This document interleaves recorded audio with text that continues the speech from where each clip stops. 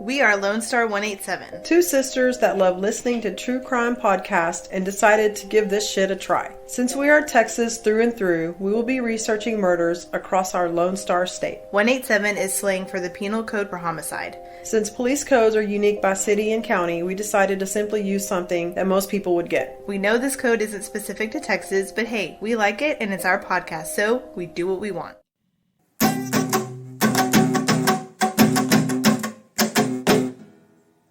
Lone Star 187 most definitely contains elements that are not suitable for some audiences.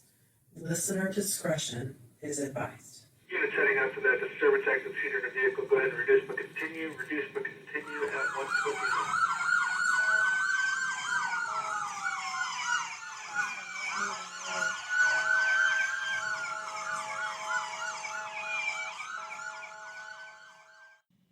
CaseFile 49, the Woodruff murders.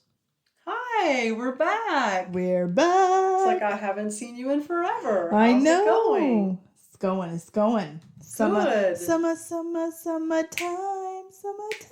Every time it's summertime, I want to listen to the Will Smith song, Summertime. So, I like the one, summertime, living me. Oh, yeah. What is that, Sublime? Is that Sublime? Yep. Mm-hmm.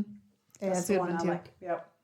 So Okay. who are you? So, my name is Kerri, I'm Britney. and we are Lone Star 187. Coming at you. That was a good one. So, do we have any podcast business before we jump right into this episode? Nope. This is a really good one. This is like I've been, when you called me the other night, I was like, oh, I'm so excited. this is a really good one. Yeah. So, no, I'm ready to get down and Okay. dirty.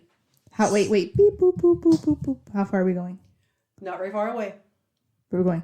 We're going to Royce City, Texas. Okay. This is in Hunt County. Be careful how you say that, because if you reverse some letters, it's going to be bad. It's an association. Some dyslexia can happen. Yeah. Got it. I already do that, so I was like, I'm going to mention it, but hopefully I don't slip. And what is the date I'm traveling us back We to? are going back to October of 2005. Okay. Okay, so not necessarily summer anymore. No. 2005. We're pumpkin spicing. We're doing some pumpkin spice We're latte. cardiganing. We're preparing for Halloween, and we're like thankful for the cool A breeze. night in All Hallows Eve where children run amok? Amok. So Royce City is about 33 miles east of Plano, so it's not very far away. Okay. Some interesting facts about Royce City is it was instrumental in getting the Missouri, Kansas, and Texas railway line brought from Greenville to Dallas through Rockwall County. The population as of 2020 was 17,360. But at the time of this situation that we're going to talk about, I think it was only it was less than 10,000. It wasn't as many. It's very out in the country, and there's lots of land. So it's like living out in the country, but you're not too far away. Didn't one of Savannah's friends live there? No, one of Brenna's friends. Okay, because I remember her friend Lauren. Okay, I remember her forever. I remember her saying oh, my friend, she lives in Royce City. Mm-hmm. I remember that. Okay. Yes. And some notable people that live there or that are from there there are two baseball players. One called Gus Ketchum, who was an older player that played for Philadelphia something. Yeah, Ketchum, Ketchum. Could he catch him? Gus, I don't know. I mean, he's notable, so probably he caught him. And then Taylor Hearn, which that sounds familiar. I think he played for the Rangers. And then Olivia Mojica. Bless you. Thank you. She was a season 2 semifinalist on American Idol. Oh, okay. Yeah. So let's jump. I got my pumpkin spice latte. I'm putting out pumpkins. So it's October 18th, 2005. Okay. A woman by the name of Linda. Listen, Linda. Linda, listen. Grandma. So Linda is about to leave work for lunch, and her office phone rings. Okay. It's her niece, Charla, who is calling because she's worried sick about her mom and dad. So Linda is her mom's sister. So Okay. Linda is her aunt. So she asked, have you heard from mom or dad? And Linda said no. And she said, well, I spoke to them on Sunday. And this is a Tuesday, by the way. I spoke to them on Sunday, but I have not been able to get in touch with them since. She said, I've called their work. It goes to voicemail. I've left messages on their cell phones. No answer. So Linda starts calling everybody that she knows that could have also heard from them. So she makes all these phone calls. Nobody's heard from them. Nobody. Sus. By 5 o'clock, nobody has heard from them. So Linda decides, okay, it's time to send somebody out there, because Linda lives in Texarkana. The family that they're trying to check on has a son and a daughter, and they're in college. So there's really nobody that's close by. So they call a family friend and ask him, hey, can you drive by there and see if everything is okay? So he says, okay, I'm only 30 minutes away, so I'll go check on them. So he gets there. Both cars are there. The doors are secure. Everything seems okay. So he has to climb into a window on the side to get in. And when he goes in, he finds a couple, Dennis and Norma, sitting side by side on the couch, slumped over, as if they'd been just sitting there watching TV. Like, they're obviously dead. There's blood everywhere. They look really beat up. So obviously he's shocked. So he calls Linda back and says, look, I got some really bad news. They're dead. They're on the couch. There's blood everywhere. They're beat up. It's bad. So he hangs up and then calls the sheriff department, and a Sergeant Noel Martin makes it to the scene. So he sees that not only is Dennis shot in the head and face, but he's stabbed. Oh my gosh. And he sees that Norma only has a bullet wound to her upper body, so not as brutal. There's no sign of a break-in, and with how relaxed they seem to be, the sheriff figures the couple must have known their attacker, because they just seemed so relaxed. Or they were caught off guard watching TV. Right. You know, I mean, if you're watching TV and something's really loud, right, and somebody gets in the house and then walks up to you and shoots you, you don't have time to react. But I think if it's somebody you don't know, you're going to react in some form or fashion. So you may not be you may be up off the couch, or if you have time. Yeah, true. That's true. And they said that Dennis still had like a styrofoam cup in his hand that he'd been using as a spit cup. Ooh. So they called the Texas Rangers to help with the investigation. Okay, so let's talk a little bit about Dennis and Norma. So Dennis was born on... Wait, is it side note, no. Do you remember the neighbors that me and Mom used to have across the street? Their names were Dennis and Norma. Really? Yeah, Norma Wade and Dennis Wade. You should ask Mom. I will. With the first Spur Ranch house we had, do you remember the lady that lived across the street that had the 2 kids? Yes. Her name was Norma. I didn't remember and then her she name. met a guy named Dennis, and they got married. That's crazy. And their kids' names were Adrian and Van. These kids are Charlotte and Brandon. Okay. Okay, sorry. No problem. So Dennis was born on September 26th, 1962 in Heath, Texas, which isn't very far away from Roy City. He married Norma Johnson on June 16th in 1982 in Texarkana, Arkansas. They had 2 children, Brandon and Charlotte. At the point that this happened, like I said, both kids were in college. And so Dennis and Norma decided to move into a smaller place out in the country. So they moved from Heath to Roy City, and they had just barely moved. They were still in the process of moving stuff when this happened. Wow. Like, they had some stuff at the house in Roy City, but all their animals and stuff and some of their other stuff, most of the other stuff was still at the house in Heath. So They were in the process of trying to sell that, and they bought this. So they were downsizing. The kids are gone. Mm-hmm. They don't need such a big place, so they were trying to save some money. Dennis wasn't super fond of the outdoors and animals as his wife. He preferred to stay indoors, but he was a great cook, so that was his job. He cooked all the meals for the family. Norma was born on February 6, 1963 in Texarkana. She was involved in several organizations in regards to animals. She showed animals, raised animals, taught people about animals. She was in the 4-H, like she was in a director and all that. So if it had to do with animals, she was there. And Norma's sister, Linda, lives in Texarkana, but it's only about a 2-hour drive. So they still see each other quite often. There's always driving back and forth. And Linda knows that Norma's happy, because when they do talk and see each other, she just talks how much about how happy she and Dennis are in their new cozy home. And they're just super excited for the house in Heath to sell, so they can continue with they both still work. They're not retired, but like they can relax a little bit. Yeah. It's smaller. The kids are in college and all of that stuff. Okay. So now we're back to the night. So the cops, they start processing the scene. So they see There's TVs, there are laptops around, there's jewelry, lots of valuables. So clearly this wasn't about a robbery, because unless something that they don't know about is gone, everything looks undisturbed. And so finally they call Charla. Linda calls Charla to tell her the thing, what happened to her parents. Of course, she's devastated. She can barely keep it together. So then Charlotte calls her brother Brandon, who is also at college. I don't know how many times I have to say that. Why do I keep saying that? They met in college? They met in college. In high school, they met in college. She calls them and tells them what happened. So they both pack a bag and they head to Roy City to be with the rest of the family. And where were they going to school? She went to school. She was going to college in Texarkana, and he was going to Abilene Christian University. Oh, wow. Okay. Yeah. It's the next day. Investigators are still working through all the details of the crime scene, because by the time they actually get there, so think about it, it's 5:00 when Linda finally gets somebody to go there. Okay. So then by the time he gets there, say it's 5:30 or 6. So then he finds the situation, and then he calls the cops. I mean, he doesn't find Mike the situation. We got a situation. But he goes into this horrific crime scene. So then the sheriff have to get there. So by the time they actually start processing stuff, it's dark. So they work through it as much as they can, but they can't really do detailed stuff until the next day when it's light. I mean, they could turn the lights on, but it's different, right? The doors were locked from the inside, which is interesting.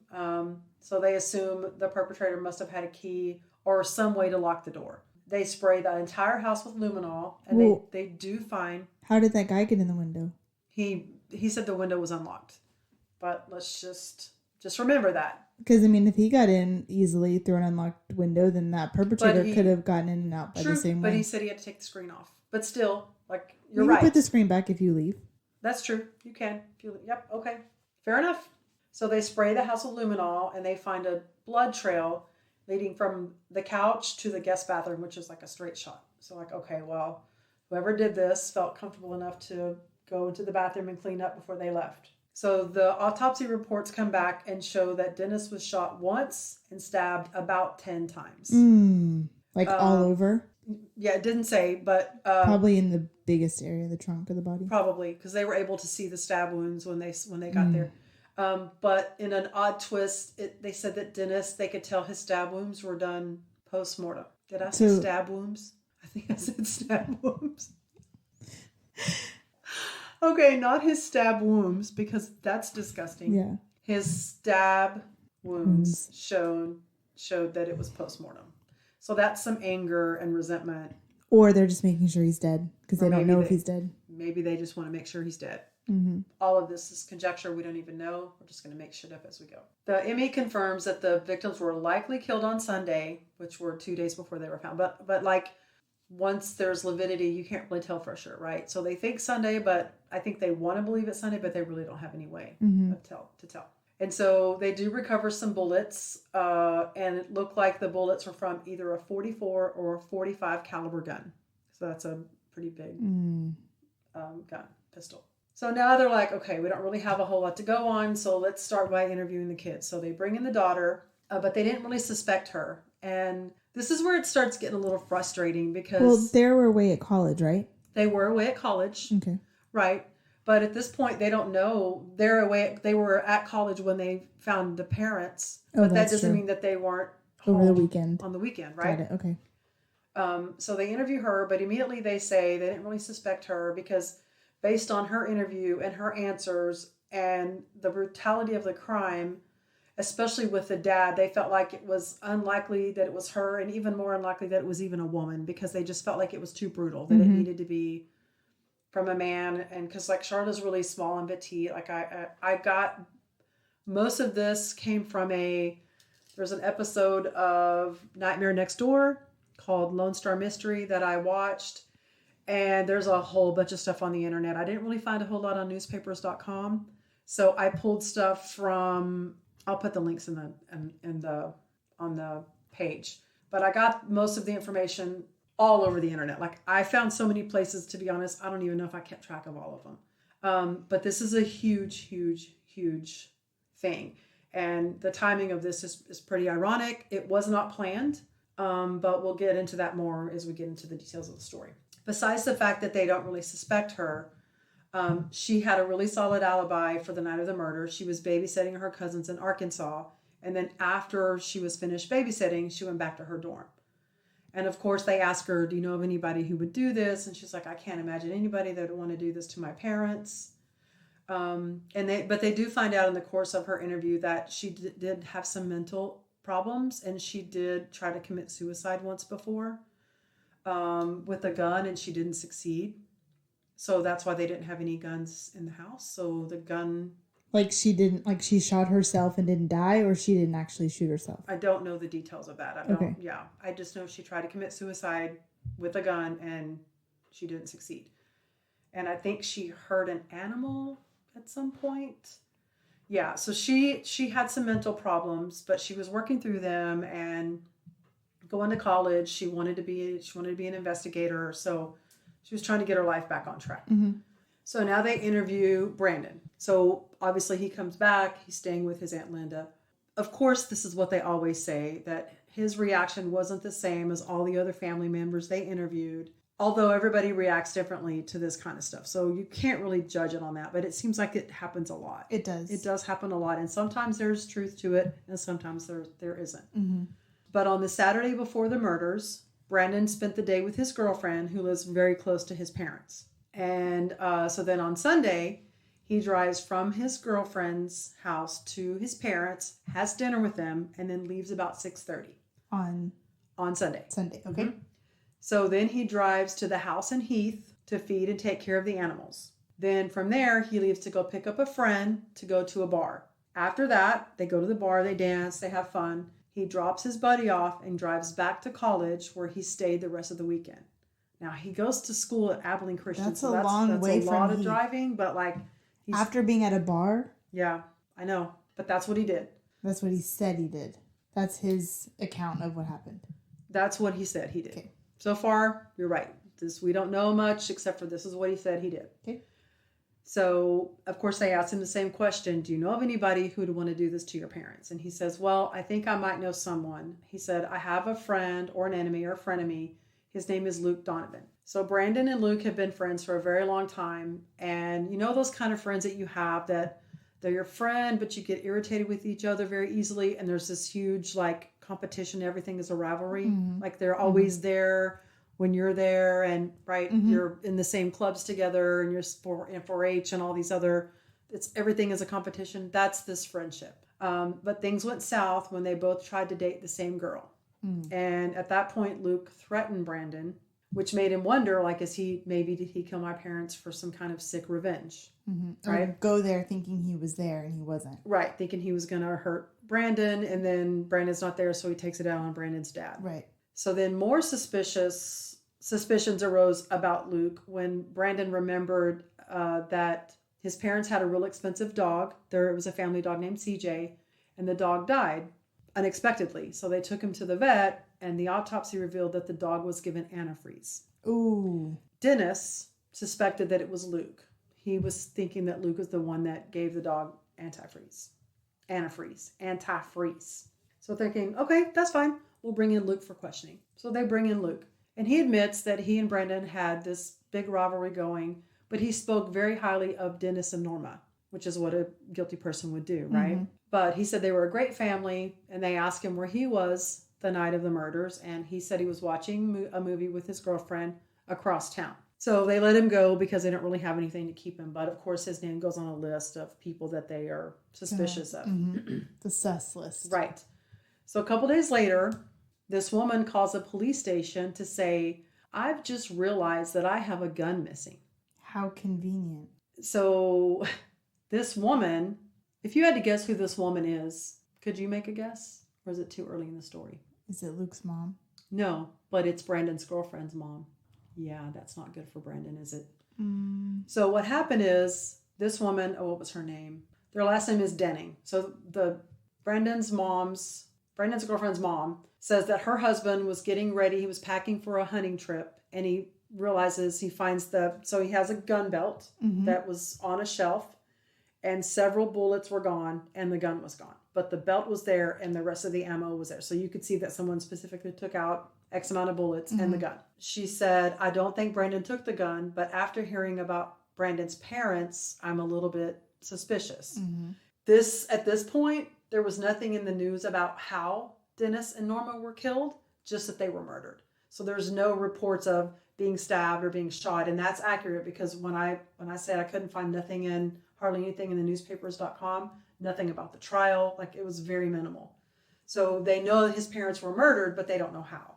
So the fact that she called about this gun just shows that she had a little bit of intuition or knew that the gun being gone was significant. Joanna was her name. Joanna felt guilty about calling the cops because it was almost like she wanted to protect him. I mean, that's her daughter's boyfriend. She wanted to protect him. But she also said Brandon isn't the only one that's been in the house. There have been other people. There was a party several weeks ago. So like all that whole group of friends were here. Mm-hmm. So she started naming all the people that were there. And guess who else was there besides Brandon? Luke. Yeah. So if it's Brandon, it could also be anybody else that was in the house, Sure. right? I mean, I know that Brandon was there just the day before, but they had a party 3 or 4 weeks ago. Well, and this is the first time he's even looked at his belt. Yeah. Right? He doesn't know how long when it's been exactly. missing. And he hadn't checked it since way before that party. So there is no guarantee that it was already there. It was there for even Brandon to take, right? Correct, yeah. There's no proof. So they take some of the ammo that's still in the belt and they compare that to some of the bullets that they had as evidence. And they match. But since they don't have the gun to do the ballistics, they can't really tell for sure. I mean, it looks the same, but that doesn't mean it's the same, right? Because you've got a spent casing and you've got the actual bullet. Right. So, well, and if it's ammunition, and especially in that area, anybody could have bought the same kind of ammo. Exactly. You can't really tell. So on October 22nd, Dennis and Norma are laid to rest in Texarkana. So that is only 3 days later. Didn't happen on the 18th. Yeah. So they have a funeral. Very sad. 5 days after the murder, the detectives decide, let's drive to Brandon's, where he goes to college, and let's just gather some information. Let's just see what's going on out there. Mm-hmm. So they go to Abilene Christian, and they find his roommate. They question his roommate. The roommate's like, no, he's a good guy. He hasn't been acting strange or anything lately. But when they start talking to Brandon's professors, they find out that he's basically failing every class. He's been missing classes. He was in trouble. His mom and dad knew he was having trouble, though. So that's not like something that they didn't discuss. But Dennis did tell Brandon way before that if he failed out of college, then he'd have to come back home and go to community college and pay for it himself. Because if he wasn't going to apply himself, they weren't going to let him go to an actual college. Not that the community college is an actual, but you know what I'm saying. But like with the dorm experience, right? And all exactly, that. the whole thing that comes along with being a college student when you're living in the dorm, right? Mm-hmm, sure.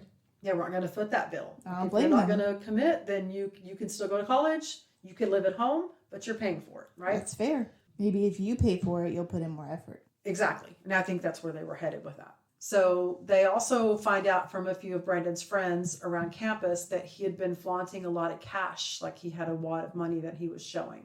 And he told his friends that he got this money because he was modeling. He's been going to New York and Florida doing modeling gigs.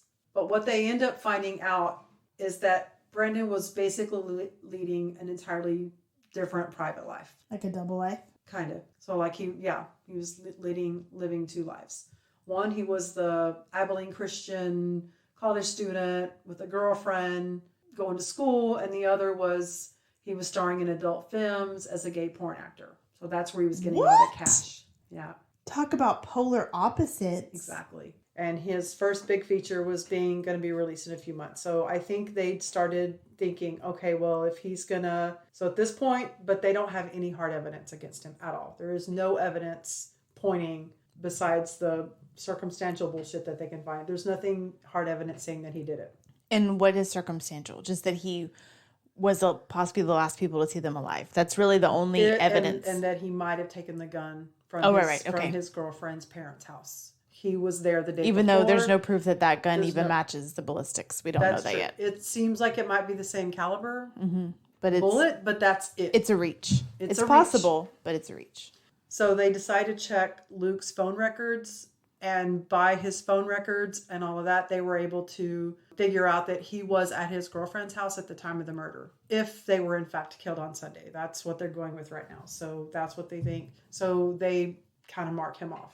But Brandon's phone records, they said, showed that there were several hours of time that he couldn't account for. And that, they were saying, lines up with the times that they think the family was murdered. So at this point, I think the detectives have decided that Brandon did it. So during those hours, does he just not say where he was? Well, I think we'll figure that out later. Okay. So 6 days after the murder, the police decide they're going to arrest Brandon with this circumstantial stuff they have. So they go to Texarkana because at this point, Brandon and Charla are with their Aunt Linda in Texarkana because nobody wants to stay at the house and they don't want to go back to school yet. So they're with their aunt. They go there, go into the house and arrest him and charge him with 2 counts of capital murder. This is only 6 days after, by the way. It doesn't seem like this. How is that even long enough to get all the reports back? And all the DNA, like all of it. Like what about the blood spatters?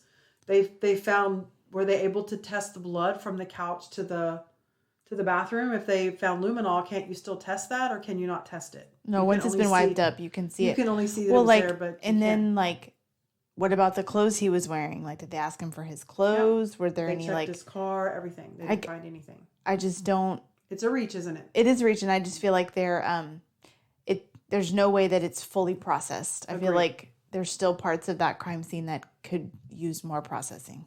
Agreed. Need more input. Exactly. Need more time. Stop rushing to get an answer. The family is just completely shocked. They cannot understand how this can be true. They're still trying to process what happened. Like the funeral was just the day before or a couple of days before. They're still in shock. This lady, Linda, her nephew's being arrested and being charged with it. Well, and what possible motive could he have to kill his parents? But that's obvious right now. There's none. Right. That we can see. Right? Because usually, in my opinion, the first thing I always think of is which person would it benefit the most to have this person dead, right? Right. And I'm sure they probably had life insurances, but it's not like he gets all the money. He has a sister. Mm-hmm. Plus, they just bought a new house, so it's not like... And they've got a house that they haven't sold yet. Right. So they've got a house full of stuff that they still have to clean up, sell, and they've got to move all that stuff from that house to the house that they live in now. It just doesn't line up motive wise, in my opinion, but there could be something underlying I don't know about. So while the family's continuing to pack up the house, the stuff from the house in Heath, they find a dagger in a box, and it's got like a really fancy handle, and then it's got the handle, and then how sometimes they'll have like the lip that goes out. Mm-hmm. Okay. They find the dagger and they remember that Dennis was stabbed several times, so they turn it into the sheriff's office. So they do testing on the dagger, and while the blade is clean, they say that on the top of it there's a skull, and under the skull they were able to get some DNA that was Dennis's DNA. So then they assume, okay, so this is the knife that he was stabbed with. And because at this point it's public knowledge that the couple was stabbed. So does that dagger, is the length fit the stab wounds? It's a good question. I don't know yet. I think right now they're making the assumption. If it's in his house, wouldn't his DNA be on it anyway? No, but they're saying this was Brandon's knife, not Dennis's knife. But it's his dad. Would he have never had it in the house with his dad? But the box they said came from, it was all the stuff that was in the box was Brandon's stuff, not his dad's. So they wouldn't expect Dennis's DNA to be on the knife because it was Brandon's knife. Okay. That's what they're saying. Okay. But more sort of the handle, right? Not the blade. At the bottom, where you would hold it? Where they found it was at the top. So there's a handle. So the handle's like this. Mm-hmm. And there's the lip. Mm-hmm. The lip is decorated with skulls. And it was under the lip. It was under there. They had dig to get the blood. Okay. So so basically what they're trying to show is that he cleaned it off, but he missed a spot. And thankfully for them, he missed a spot. Or that's what they're saying. I would see, if you were to take something from my room, it's possible that you or mom's DNA could be on it. Fair enough. Because I spend a lot of time with you, even if you didn't. I take it on trips, take place, Yeah, I think if it was a stranger, someone that would have never been in your house, I'd be like, why is there DNA on you? But for your dad's DNA to be on something of yours, even though it came from your house, that's in their garage. Yeah, that's barn. It's your immediate family, and if you've had that knife for 15 years, DNA doesn't. And how do you know it's not Brandon's DNA? Because I know they're a familial match, so it might be But like, is it 100%? Like, I don't know. It seems very vague. It does seem like still like a reach. October 2007. The trial for Brandon is going on. And so I didn't find a whole lot about the trial, but I did find that they ended up having to pull a prosecutor from Brandon's murder trial because they violated his rights by ordering recordings of phone calls between Brandon and his attorneys to be given to them so they could listen to the tape conversations. And they let them. But that's supposed to be confidential between you and your attorney. I know, but they released it to the prosecutors. So what were they charging him with? 2 counts of capital murder. I said that earlier. Okay, I was trying to figure out because I know we did that one case where we capital. It says they 6 days later. Remember, they go to Texarkana and they charge him with 2 counts of capital murder. I just don't. How do they have enough evidence to charge him with actual murder? That just seems like so far. You're right. The trial lasts as long as it lasts. March 19th, 2008. The testimony lasted for 2 weeks, and after 5 hours of deliberation, the jury comes back with a, what do you think?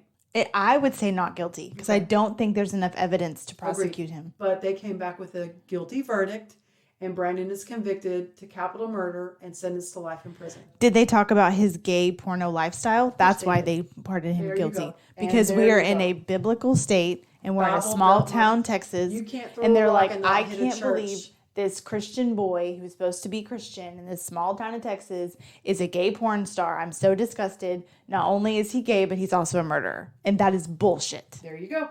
Oh, I'm mad. Based on the evidence, here's what the What police... evidence?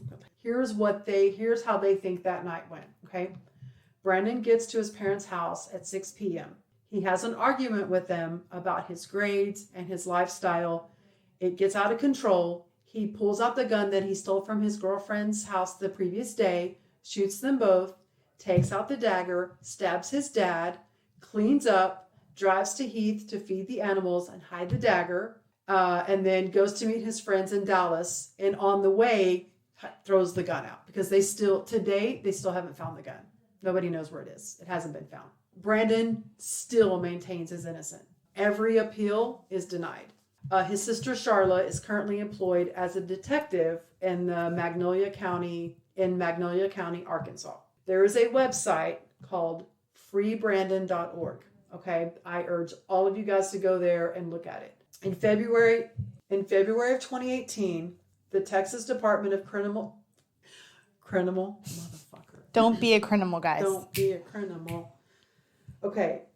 In February of 2018, the Texas Department of Criminal Justice allowed producers of a documentary called Texas Justice Brandon Woodruff to interview Brandon. He's at the Hughes unit in Gatesville. This documentary was recorded by Scott, I'm going to screw it up, Poggense. Poggense. Poggense. And on this website, there is a 4-minute video on the freebrandon.org. There's a video that Brandon speaks. He's like, my name is Brandon. I've been accused of this. I did not do it. I did not kill my family. I had a supportive family. My dad knew. I came out to my dad. He knew he knew my lifestyle. Some of the stories you read, they talked about like he didn't come out to his dad because he wanted to. So basically what happened is some of the clubs that he would go to were gay clubs, but he didn't want his dad to know yet.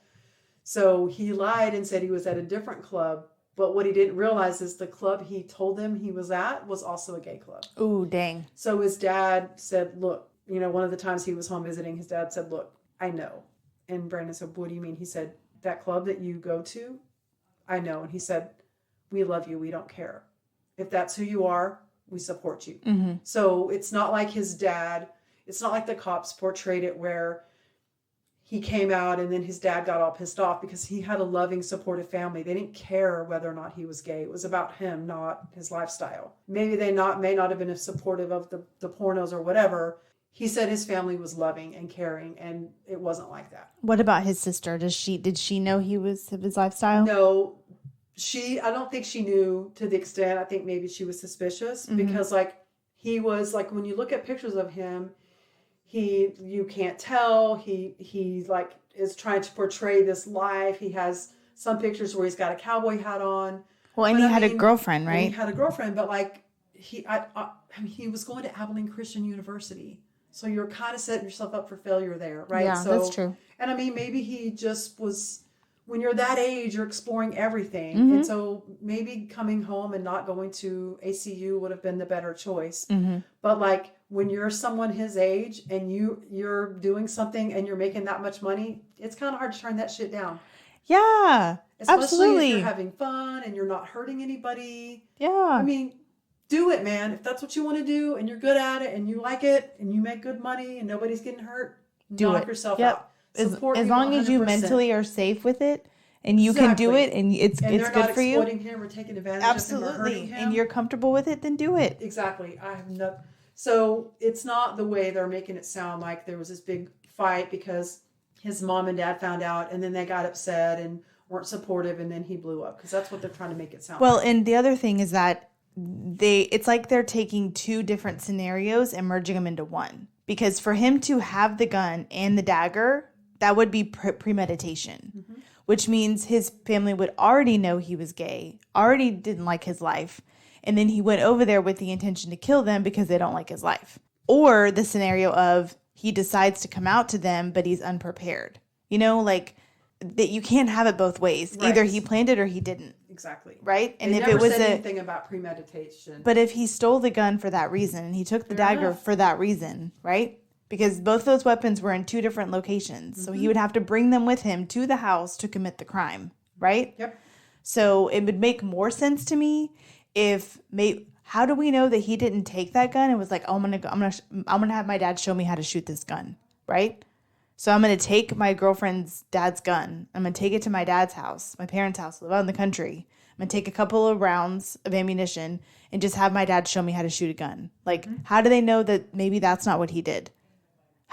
There's so many scenarios, but it seems like they're really, really trying to make a situation happen that I don't see how that could happen. I completely agree And with you. it's very, very odd to me that this person that found them just happened to find a window to get into. So Brandon speaks, and then some of his family members and other people that support his innocence also speak. So the video is about 4 minutes. I urge everybody to go watch it. There's a petition. When I checked the site last night, the petition count was at 1,882. I don't know what they're trying to get. I think they're only trying to get to 2,000. So April of 2021, the Innocence Project is now assisting him with his case. That's so good. They don't just help anybody. Like if they feel like you're wrongly accused, then they're gonna help you. So Brandon still maintains his innocence. He says he believes that the anti-gay bias played a major role in his conviction. The way the Innocence Project found out about Brandon is because of Scott's documentary, The Texas Justice, which they've done screenings at like Texas Theater in Greenville, since that's where his trial was. And he said, Brandon says, the phrase that was used over and over again during my trial was, if he can lie about being gay, he can lie about killing his parents. He didn't lie about being gay. He didn't, I don't believe. Because they didn't. Just tell because, him, well, yeah. and just because he lived a double life. I mean, maybe he portrayed himself as a heterosexual, but he also portrayed himself as a But gay. he was also living in the damn Bible So Belt. which one of them is a lie? Was he did he think he was gay and he was living that lifestyle to see if that was him? Or was he living the heterosexual lifestyle thinking that was him? Maybe he didn't know what he was. Maybe. And I mean, again, You know, his age, maybe- he was like trying to explore to figure out who he was. Right. So to say that he was living a life, that he was lying about being gay, maybe he didn't tell people. I mean, that's, in my opinion, what you do behind closed doors with men, women, Maybe he's is no bisexual. one's and that's why he had a business girlfriend. but yours. I completely Your agree. sexual orientation is between you and the person that you're I with. totally agree. I shouldn't have to tell you if I'm gay or heterosexual. That's my business. And that has no bearing on what happened to my parents. Which Absolutely I think is not. Why that. So they basically did. It was basically character assassination. That's what it sounds That's like. how he was convicted. But again, Brandon was out to his father, and him being gay was an issue. He said his dad was supportive. So you remember Richard Ray? He used to be on Fox 4. You might hear his voice. Okay. He was at one of the airings of the documentary at the Texan Theater in Greenville. And he said that the more he read into the case, the more he was convinced that Brandon was innocent and that his story needs to be told to a big audience so people can understand that he is innocent. And so he said, so I think Richard Ray is helped Brandon get introduced to the Innocence Project and through the documentary. So prosecutors allege that Brandon killed his parents, and this wasn't even in the other document that I read, with a gun in one hand and a knife in the other. But no blood evidence was ever found in his car or on any of his clothes. So you tell me how that's possible. It's not. When you see, like, Because when they reenact the documentary, there's blood there's blood everywhere. There's blood. It seeps into the couch. It's on the back of the couch. It's under the cushions. It's all over them. It's everywhere. Well, and okay, he was stabbed 10 times, right? Okay. Let's just take a trip down memory lane to the Darlie Routier case. She was wearing a white nightgown. And those boys together weren't even stabbed 10 times. Together 10 times. And there was tiny specks of blood on the back of her nightgown that belonged to those boys. And if she was on the couch when they were stabbed, that's a good distance away. Yep. If she was on top of them if she stabbed them, then it was on from the cast off. So how is it possible that this guy shot and stabbed his father and didn't have any speck anywhere?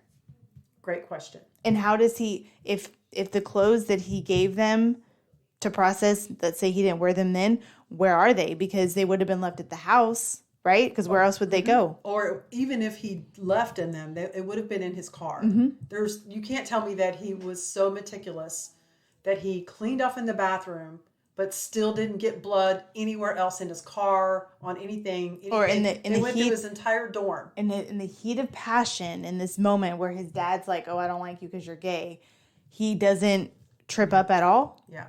The other thing is that the timeline that the investigators devised only had Brandon in the house for 14 minutes, which that's really that's not enough time to do everything that they said. Kill them, clean up, make sure everything's locked, and then leave. But first get to a heated discussion to murder. Yeah, because he brought pizza, so they had dinner, and then so they have dinner, and then they argue. Well, it depends on, sometimes when I really want pizza, like 2 minutes flat and my pizza's gone. Fair enough.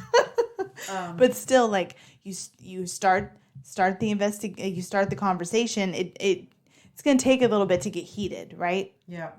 Agreed. So it's not like and then you have to have time for cleanup.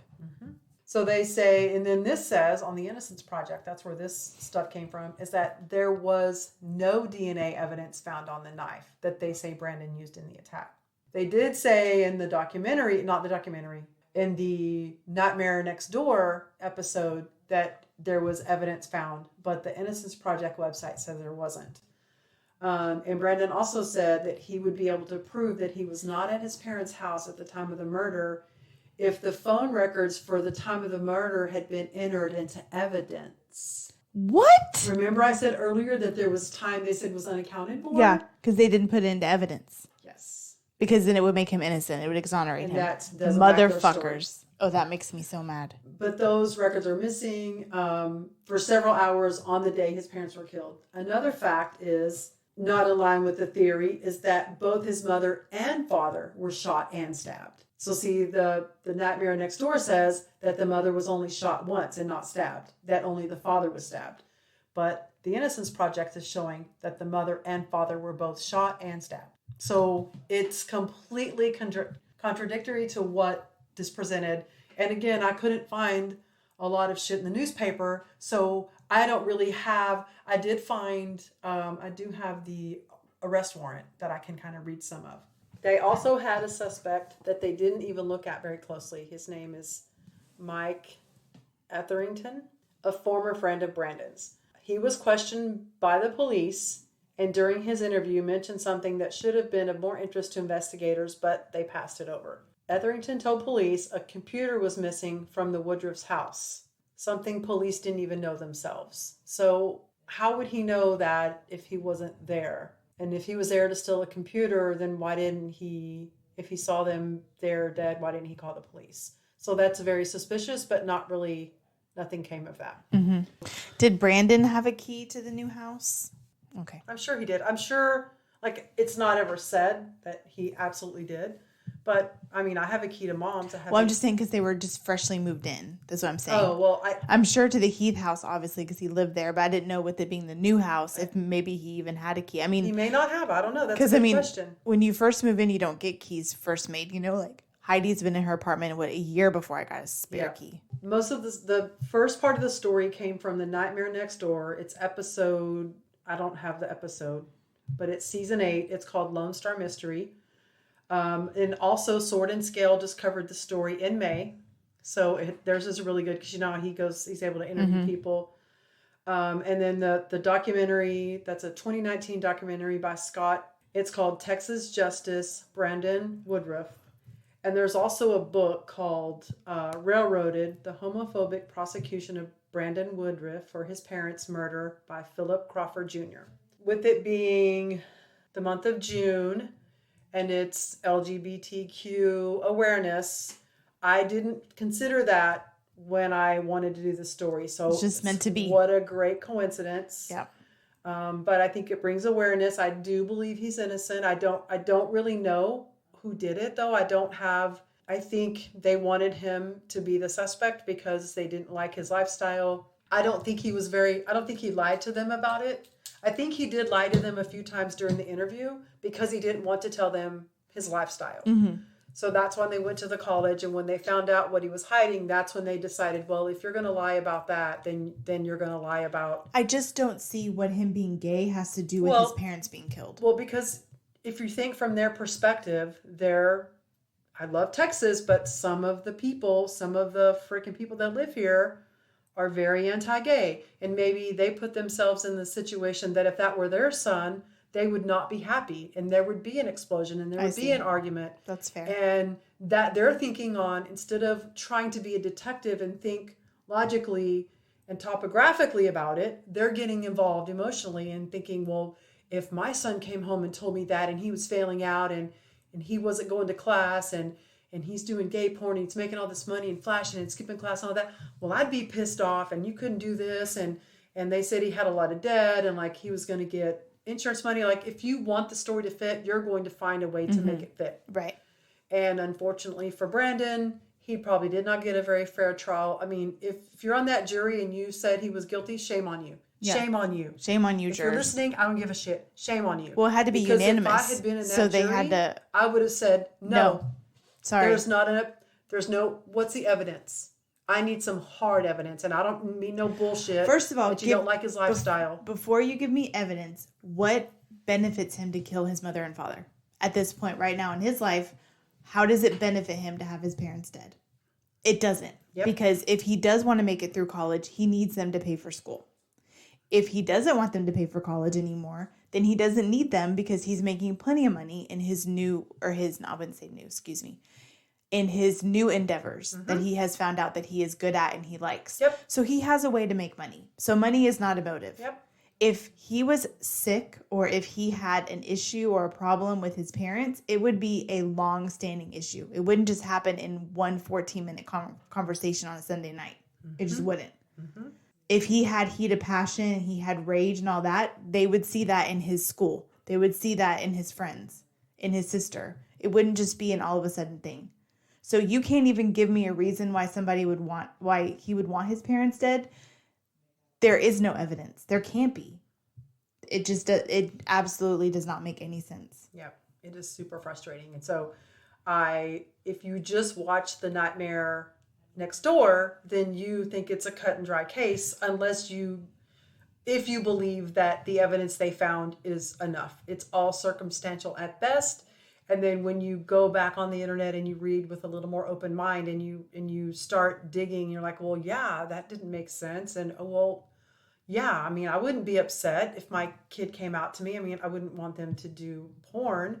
But if that's the life they choose and they're okay with it and they're not getting hurt, then I support that, right? That's my job as their mom. I want to protect them, but I can't live their life for them. It makes me wonder, if you were to tell this same story over again to somebody who doesn't know it and didn't tell them that he was gay or that he had this other life outside of school, if they would feel the same way that he did it. Because the thing is that he never lied about where he was. He never lied about being there. He never lied about anything like that that would implicate him in a murder. He never lied about that. No, there all wasn't. All he lied about was his sexual orientation and his side job that he has. That's it.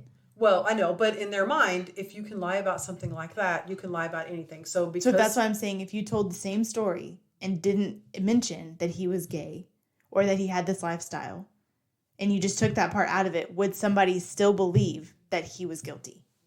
I don't know. I don't think you can. Yeah, I don't because know. What other evidence do you have?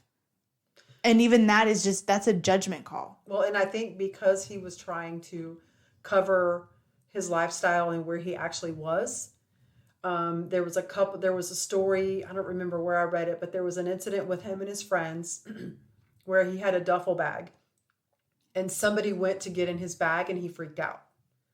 But it's because his porno tapes were in there and he didn't want them to see them.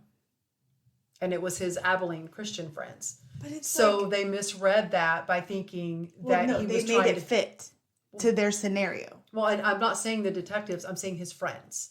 His friends told the detectives that, and of course the detectives made it fit. Because it made but it like fit. his friends were like, it was sketchy the way he acted. They were like, what are you trying to hide in there, bro? And of course he wasn't going to tell them. Yeah. But like he is trying to hide something, but it's not what they think. Being gay doesn't make you a murderer, you know? Like, I'm sure, because I mean, this was 2005. Not that it's gotten any fucking better. No, I mean, unfortunately. maybe a little, but not enough, right? Still not enough if he's still in jail. Well, maybe it's gotten better because now the Innocence Project is part of it. And maybe and enough LGBTQT people have spoken out for him and helped him and gained awareness. So whoever did all that, kudos to you. Yes, good job. Because I think it's disgusting the way that people are treated just because of who they are. Yeah, who they are. That's it. It doesn't make them we're all different. It's just total bullshit. I know that there's also a Facebook page called Free Brandon Woodruff,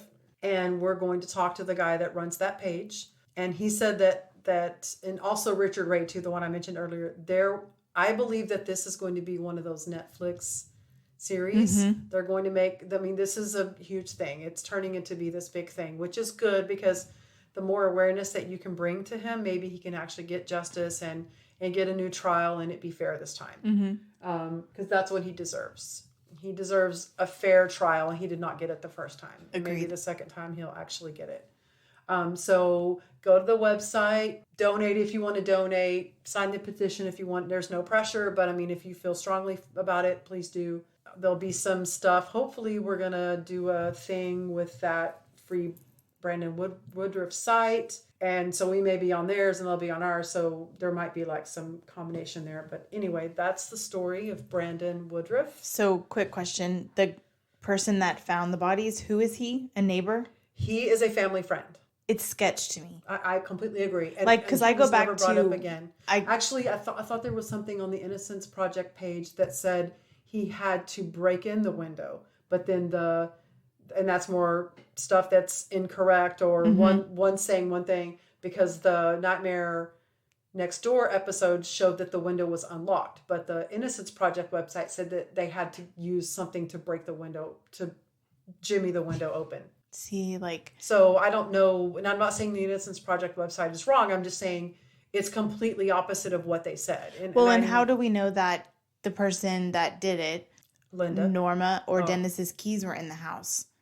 Nobody said anything about that. So how do we know that they didn't take the key off the chain and lock it on their way out? We don't know. We don't know that. And you're right. And it is a little suspect. I mean, they know the person and they sent him over there, but there was a long time. We don't know if Sunday is really when they were killed. Right. To be honest, there's really no way. Or how do we know it wasn't Sunday evening? I mean, they've had dinner with their son. He leaves. They sit on the couch. They're watching TV. He's dipping. They're having, maybe they kind of, doze off a little bit, and then somebody's in their house. I mean, it's out in the country. You don't expect it. And it's in October, so if it's cool outside, the house may be cool, which is going to preserve the body a little bit longer and prevent decay. So these cases are the hardest for me when there's no apparent motive. Those are the hardest ones because those are the ones that more likely are random acts of violence. And those are so much harder because there's nothing that ties that stranger to this family. That's true. And I think it's a little bit sexist to say that Charlotte couldn't have done it. I agree. I thought that too. Because, I mean, just because she didn't have this lavish second lifestyle that she was living or what have you, like, how do you know that, like, she didn't have something going on and that she fought with her parents? You know? We don't know. We don't know that. Just because they didn't say they didn't, it doesn't mean that there wasn't anything going on. No. I mean, and now for her, she lost her brother and her mom and dad. Yeah, she's by herself now. So that's gotta suck. I mean, Yeah. you're going through this thing where you lose the two most important people in your life. And then now they're telling you that your brother did it and you don't believe it. Like she even said in the show, she's like, I there's no way. And she doesn't believe that he did it, right? None of the family believes it. And that's a common thing. But I feel like if there was an ounce of truth, like somebody in your family is going to be like, I don't think he did it. I don't think he did it. And if he did do it and there's evidence, I need to see it. Agreed. You know, if he's where he's supposed to be, then he's there not because he's gay, not because he did porn, but because he took the life of his parents. Yep. It makes me embarrassed. To be in a state of such that something like this prejudice, you know? So I'm mad. Yeah. I'm sorry. Didn't mean to make you mad, but these are the things that we have to talk about because more awareness needs to happen for the LGBTQ community, and the justice system needs to be recognized for their mistakes. And the jurors, don't be bullied. If you don't feel like there's enough, then speak up. It's your job. It's your duty. And if you can't do it, then stay your ass home. And when they ask you questions, don't lie just to be on a jury. Or lie to be out of it. Like, don't lie and be like, oh, no, I would never be prejudiced against a gay person. Or I would never be prejudiced against a person. And then get on the stand and be racist. Don't do that. So rest in peace, Dennis and Norma Woodruff. And we hope you get justice, Brandon. We'll do our best to help you. Mm-hmm. Is that a wrap? That's a wrap. Okay. Let us know what you think. All right. Bye, y'all. Bye, y'all.